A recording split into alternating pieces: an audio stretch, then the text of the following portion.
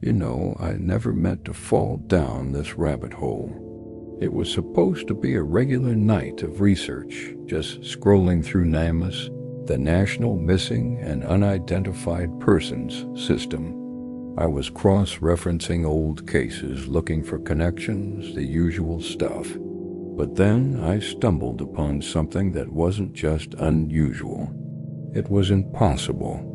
I started noticing these little clusters. Small towns, quiet rural counties, places you've probably never heard of. On the surface, they had nothing in common, different states, different decades, different types of cases. But as I looked closer, one bizarre detail linked them all. There was no DNA. And I don't mean the DNA was degraded, or that the evidence collection was botched, or that the samples were contaminated. I mean it was completely, utterly absent. Imagine a crime scene. You'd expect to find something, right? A drop of blood, a skin cell under a fingernail, a single strand of hair caught on a splintered doorframe. But in these cases, nothing. Every surface, every object, every victim, it was as if they had been scrubbed clean at a molecular level, biologically sterile. It didn't make any sense. Forensics is built on the principle that every contact leaves a trace. But here, that principle was being systematically violated. So naturally, I had to dig deeper. I pulled up one case file, then another, then a dozen more. It was a pattern stretching back years, even decades. Murders, sudden disappearances, sometimes a combination of both. The initial reports were always meticulously detailed. Evidence was bagged, tagged, and sent to the lab. Autopsies were performed. But then you get to the forensic reports, and the same baffling note appears every single time. No biological material suitable for analysis. Nothing. Not a zip. It was like the laws of physics had been suspended. I started cross-referencing the victims' names with local police reports, expecting to find some hidden connection, some secret society or shared enemy. But there was nothing out of the ordinary. There were teachers, mechanics, farmers, students, just regular people. And the strangest part? No one seemed to have noticed the pattern. Not a single detective, not one FBI agent, not a single journalist had ever flagged this as a recurring anomaly. It was as if each case was viewed in a vacuum, its impossibility dismissed as a one-off fluke. Until I decided to map them, that's when the true horror of it all began to sink in. When I plotted the locations on a map, the random clusters weren't random at all. They formed a chilling, almost perfect symmetry. Straight lines connected towns hundreds of miles apart. Circles, grids, and precise triangles emerged from the chaos.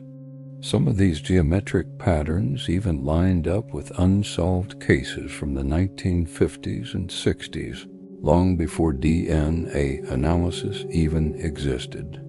It was as if someone or something was following a blueprint. This wasn't the work of a scattered group of criminals. This was organized, it was mathematical, and it was terrifying. Then I found the anomalies within the anomalies, cases that were so strange they defied even this bizarre pattern.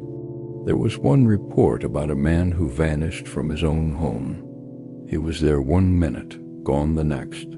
5 other family members were in the house with him. The home security footage was chilling. It showed a faint, distorted shadow flicker across the living room wall for a split second. No one entered the house. No one left. And the official police report? It stated the scene was completely undisturbed, except for the person who was no longer there.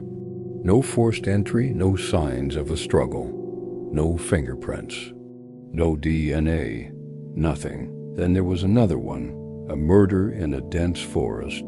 The victim was found posed almost artistically in a small clearing. The body was pristine. The ground around it, the leaves, the soil, the nearby branches, all untouched. There were no footprints leading to or from the body, not from the victim, and certainly not from a perpetrator. It was as if the body had been gently placed there from above. The coroner's report noted the cause of death, but the forensic analysis was, once again, a dead end. No trace of an attacker, and strangely, no trace of the victim's own biological material anywhere in the surrounding environment. This led me down an even darker path. I started looking at the people who worked these cases. Who was first on the scene? Who processed the evidence? I compiled a list of names: police officers, forensic technicians, local coroners, even analysts at state crime labs. And that's when I saw it. The same names kept popping up across different cases, different counties, sometimes even different states over the years. On paper, they were all model professionals with spotless records. But their involvement in multiple zero DNA cases couldn't be a coincidence. It felt like they were part of it, sworn to secrecy, guarding this impossible truth. But here's the detail that keeps me up at night. At a certain point in every one of these cases, the official investigation just stops. The files are stamped unresolved or cold case and quietly shelved. They remain technically open, but no one is assigned to them. No new leads are followed up on. It is like they hit a wall, this wall of biological nothingness, and instead of trying to break through it, they just turn around and walk away. Unofficially, these cases and the people in them vanish from the system. The paper records might still exist in some dusty archive, but the active hunt, the pursuit of justice, it's gone. The victims are erased, not just from life, but from the very fabric of evidence. Every trace of their existence, their sweat, their tears, their blood is wiped clean. It's not just a murder or a disappearance. It's a complete and total deletion of a person from the biological record. I don't know who is doing this or why. I don't know what kind of technology or power could accomplish such a thing.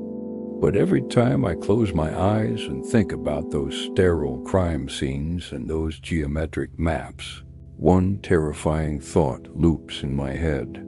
Someone or something is methodically cleaning these lives from reality itself. They are erasing people so completely that it's like they were never here. And the most frightening part, I've been looking. I've been connecting the dots that they worked so hard to scatter. And I can't shake the feeling that if you look too closely at the void, it starts looking back at you. And you might just be the next one to be cleaned. Thanks for watching. If this story chilled you as much as it did me, make sure to follow for more dives into the unknown. Stay safe out there.